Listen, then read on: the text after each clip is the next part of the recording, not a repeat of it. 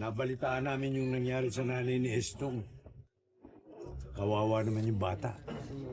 Oo man, Tomas, nakakaawa eh. Uwi nga ako kami ng probinsya para ihatid yung tulong namin doon. Ngayon, kung sasama naman kapag uwi, malayo yun, mapapagod pa kayo. Kaya magbigay na lang kayo ng abuloy. Tomas, nakakaawa eh. Eh bakit sa'yo kami magbibigay ng abuloy?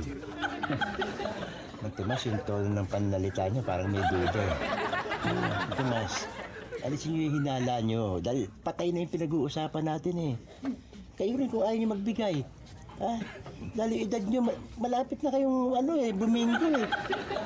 Tomas, kumbaga saan, paripa na lang kayo, pag give away na kayo, ayaw nyo pang magbigay. Pag namatay kayo, lalo magbibigay sa inyo. Hindi. Ayaw Kung niya naman, yata. I'm sorry.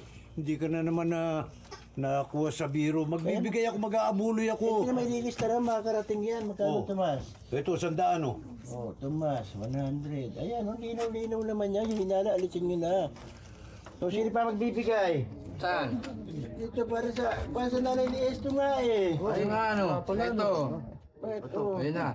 Para malaman ni Esto na minamahal din natin. Ayan, pangalan. Kaya madamay tayo pangalan. Budi. Rudy. Ay, ikaw, ako. Ang pangalan nito? Alex. Alex. Oh, lahat dyan lahat yan. Ito, mababi yun. Si Erwin. Yawu. Si Erwin. Erwin, ikaw. Oh. Oh, si Ben. Oh, Ayan, ayun lahat. Wala mga kumala dyan. Kiti. Presley. Oh. Pwede ba ito? So,